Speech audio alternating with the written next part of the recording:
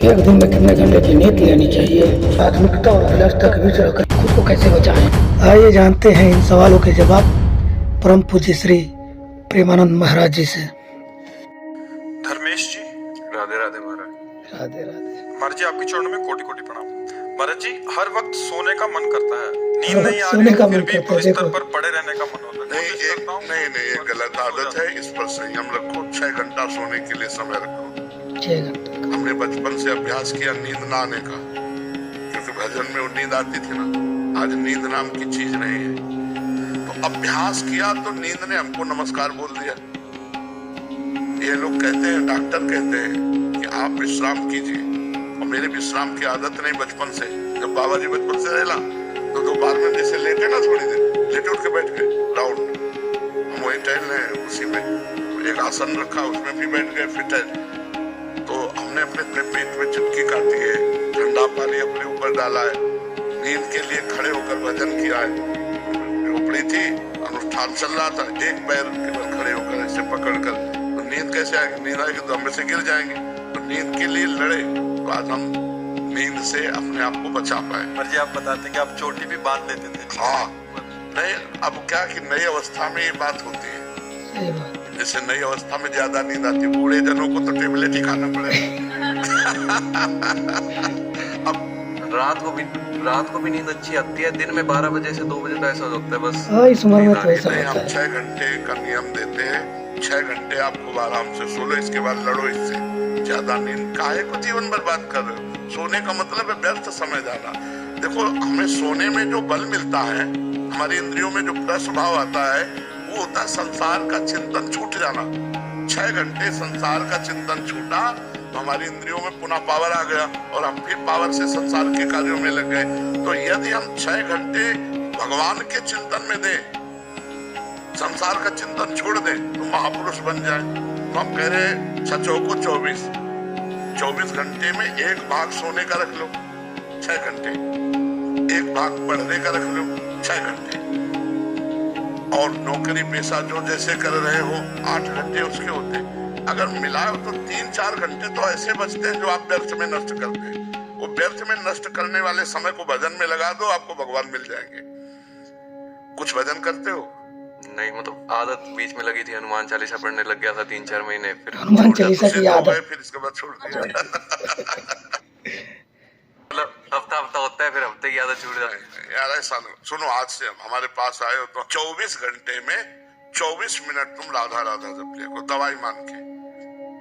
आज 24 मिनट बस। 24 मिनट राधा राधा। और अगर आपको बहुत नींद आती तो 8 घंटे ले लो, इससे ज्यादा मत सोना। इसको भी प्रॉमिस करो, प्रॉमिस। 8 घंटे बस इतना प्रयास करो। फिर आप अगली बार जब कभी आना तो हमें बताना कि आपका जीवन कैसा होगा। ठीक है? हाँ जी। 24 मिनट राधा नाम और 8 घंटे सोना। 8 घंटे सोना। 24 मिनट शेष अपनी दिनचर्या में लेना। और एक प्रार्थना और जो नए बच्चों में हम हटाना चाहते हैं, गर्लफ्रेंड बॉयफ्रेंड वाला सिस्टम तो नहीं है। नहीं, सच्ची बताना।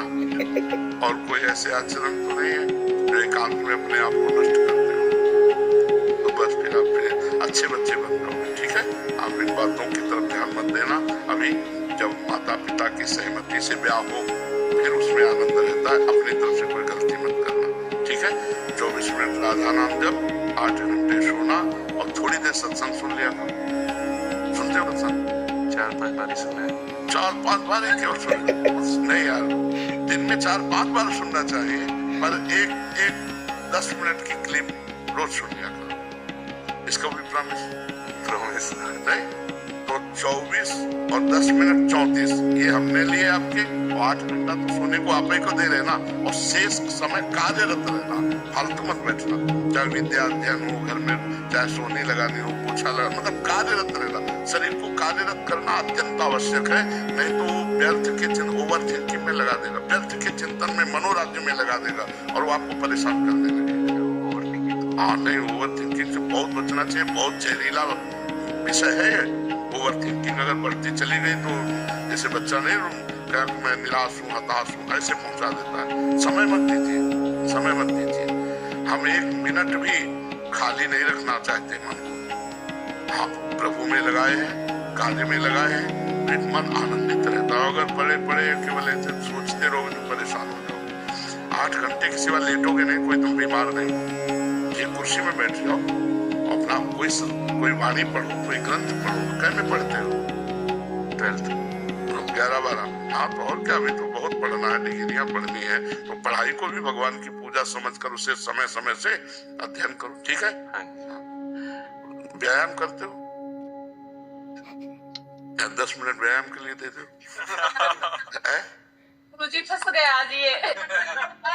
10 मिनट दे दोगे? सवेरे सवेरे थोड़ी दिक्कत हो जाती है। क्या? नींद नहीं, कै बजे सोते हो आप? 12 बजे 12 से 8-9 बजे उठ जाता हूँ। 12 से 8-9 बजे।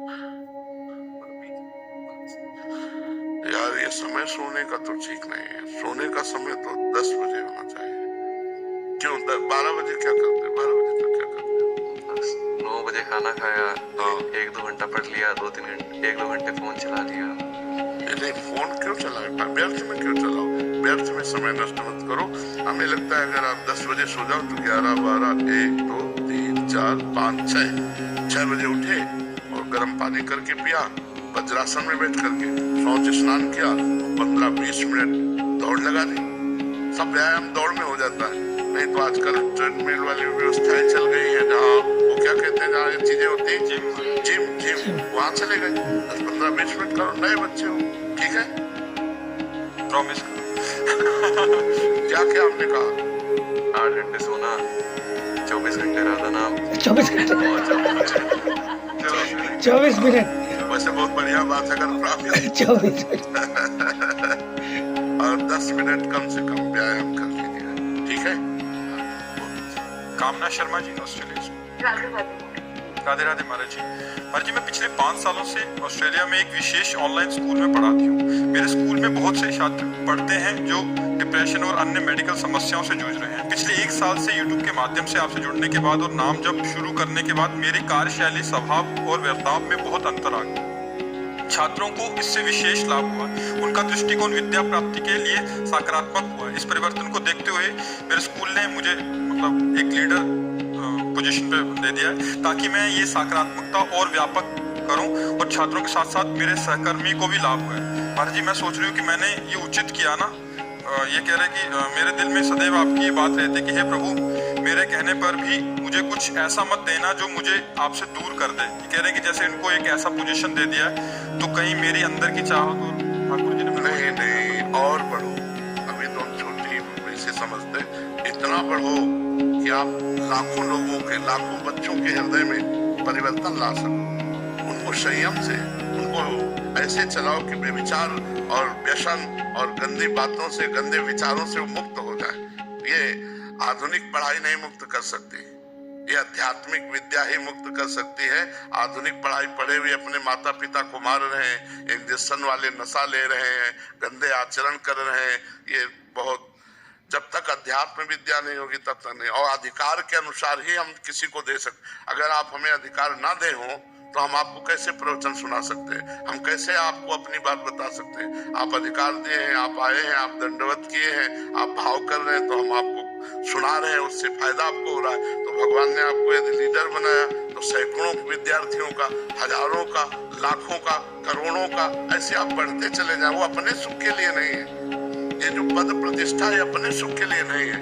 इसका सदुपयोग करके हम दूसरों को ला दें। यही समस्या है। 1 साल से तो ढंग से जीना सीखे और अब लगता है कहीं गलती कोई ऐसी ना हो जाए भौतिक जगत वाली कि लीडर बन गए और फिर अपना रास्ता भूल गए। नहीं, बिल्कुल नहीं। भगवान के साथ रहो ना तो कभी भूलोगे नहीं। भगवान के साथ तुम नाम जप करते रहो और भगवत आश्रय को, तो हमारा बॉडी गार्ड है नाम पहाड़ों दिवस है। रात दिन वो तुम्हारी रक्षा करेगा, अंदर और बाहर दोनों जगह। अंदर के शत्रु अटैक करते हैं, जैसे अहंकार है, काम है, क्रोध है, लोभ है और मोह है। वो बाहर के प्रतिकूलताएं हैं, नाना प्रकार के ऐसे विक्षिप्त जन हैं जो हमारे सदाचरण पर भी आक्षेप करते हैं, हमारे अच्छे व्यवहार की भी हंसी उड़ाते हैं। इन सब से हमको सहने की सामर्थ्य नाम देगा। आप बड़े से बड़े विपत्ति में भी मुस्कुरा कर निकल जाएंगे। ये नाम में सामर्थ्य है। आप सत्संग सुनिए, नाम जप कीजिए और जो पद मिले, जितना अधिकार मिले उतना दूसरों को सुख पहुंचाइए। आप बिल्कुल ऐसा मत सोचिए कि कहीं कोई पद हमको बांध सकता है या भ्रष्ट कर सकता है, नहीं, भगवान के दास को नहीं। सुमित कुमार शर्मा, जर्मनी से। राधा वल्लभ श्री हरिवंश महाराज जी, नौकरी के कारण शारीरिक रूप से विदेश में रहता हूँ, लेकिन मन से आपके ही श्री चरणों एवं वृंदावन धाम में रहने का प्रयास करता हूँ। महाराज जी, मेरा प्रश्न है कि विदेश में मैंने ये किया, मैंने वो किया, इसकी बहुत प्रधानता है। कार्य क्षेत्र में भी इसी विकार का बढ़ावा, प्रचार प्रसार एवं दिखावट, क्योंकि वहाँ का अगर कुछ अध्यात्म भी है तो बस स्वर्ग नर्क तक है, इसके आगे नहीं है। अगर वहाँ कोई जीवन मुक्तता, प्रेम, परम पद की बात होगी तो भारत के किसी ऋषि का शिष्य होगा, भारत के किसी ऋषि से जुड़ा होगा, नहीं विश्व में कहीं स्वर्ग नर्क से बढ़कर बात नहीं है। जो मोक्ष पदवी है, जो जीवन मुक्तता है, महाप्रेम है, वो भारत के ऋषियों की शोध है। भारत के ऋषियों ने उसे जाना है और उसे प्राप्त किया। अगर विश्व में कहीं है ये शब्द तो भारत की ऋषि से जुड़ा हुआ है, चाहे वो परंपरागत जुड़ा हो, कहीं भी जुड़ा हो। तो अब सब जगह अहमता का ही खेल चल रहा है। अहंकार विमूढ़ात्मा कर्तामिति मन्यते, मैंने ये किया मैं करूंगा। अहंकारी पुरुष की यही भाषा होती है और इसी में सुखी होना चाहते हैं, इसी में सुखी होना चाहते हैं। नवम नवम भोगों को भोगना और यही जिंदगी का रहस्य मान लेना। इसके बाद मरने के बाद सब यही रह जाएगा, फिर तुम्हारा क्या होगा इसकी कोई खबर किसी को नहीं। इसकी तो अगर जिनको सत्संग है उनको चिंता होने लगी है, नहीं तो जिनको सत्संग नहीं मिला तो बूढ़े हो गए, उसी में फंसे। उनको बस इतना ही दिखाई दे रहा, अच्छा खाने को मिले, अच्छा भोग रहे। अगर इंद्रियां भी काम नहीं कर रही तो भी लिप्सा, तो भी तृष्णा, तो भी भोग। तो हम ये कहते हैं कि यदि सत्संग नहीं सुने आप और यदि आपने भजन का अभ्यास नहीं किया तो यही सब है, इसी में पूरा विश्व लिप्त है। जो सत्संग सुनते हैं उनके विवेक जागृत है, तो कम से कम आप इस अहंकार में न फंसे। ऐसे बहुत से विदेश में रहते हुए भक्त हैं कि जिनकी साधना सुनकर और भक्ति सुनकर के हृदय में गर्व होता है। तो जिनको सत्संग प्राप्त हो गया, जिनको ज्ञान प्राप्त हो रहा है, वो तो नहीं तो अच्छा से अच्छा खाओ, अच्छा से अच्छा भोगो, बस मर जाओ, इतना ही तो है ना। खूब कमाओ, खूब खाओ, खूब भोगो, मर जाओ, बस इतना ही है, लक्ष्य इतना ही है। इसके आगे कोई लक्ष्य नहीं है। ये भारत की ऋषियों की अनुभूतियां हैं कि ये तो पशुओं में भी है, पशुओं में भी नहीं। अच्छा अच्छा खाओ, सो, भोगो, मर जाओ, दिन भर ये इसी में तो लगे। पशु केवल पेट भरने में लगे और भोग भोगना और नींद में सो जाना, इतना ही कार्य। अगर इतना ही कार्य मनुष्य में तो पशु और मनुष्य में अंतर क्या रहा।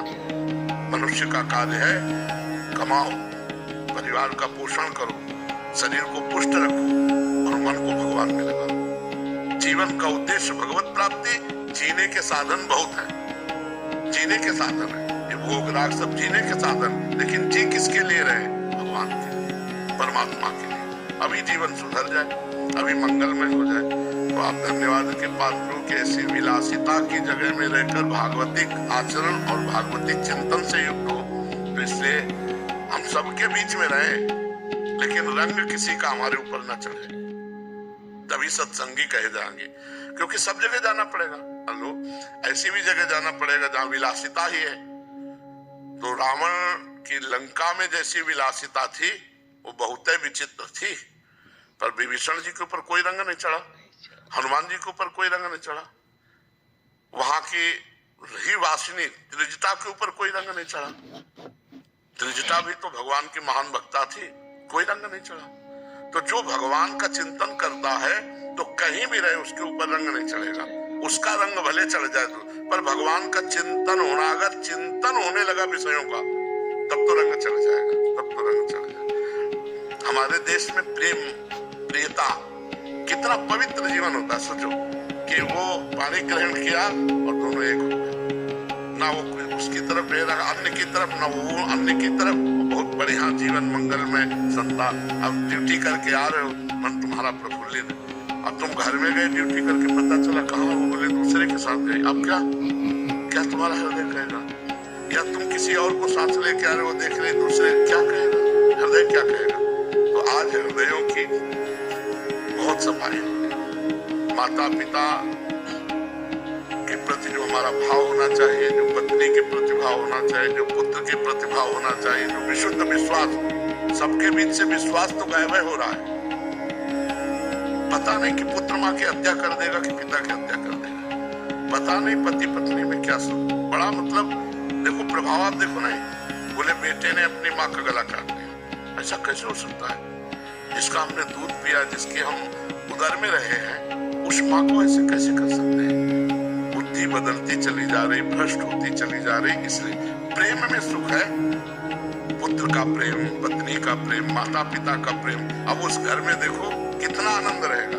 अब यहाँ घर क्या हो रहे हैं? कलह की जगह बन रहे हैं, ईर्ष्या, द्वेष, कलह, विचार, नाना प्रकार की अपवित्रताएं। हम अपने समय की बात कह रहे हैं, जब बच्चे थे तो बिजली गांव में नहीं थी, शाम टाइम दीपक जला के वो बोतल में केरोसिन डाल के वो कपड़े की बाती और रामायण पढ़ी जाती थी। तो 10-20 लोग बैठकर सुनते थे रोज रामायण। जो बड़े लोग होते थे उनके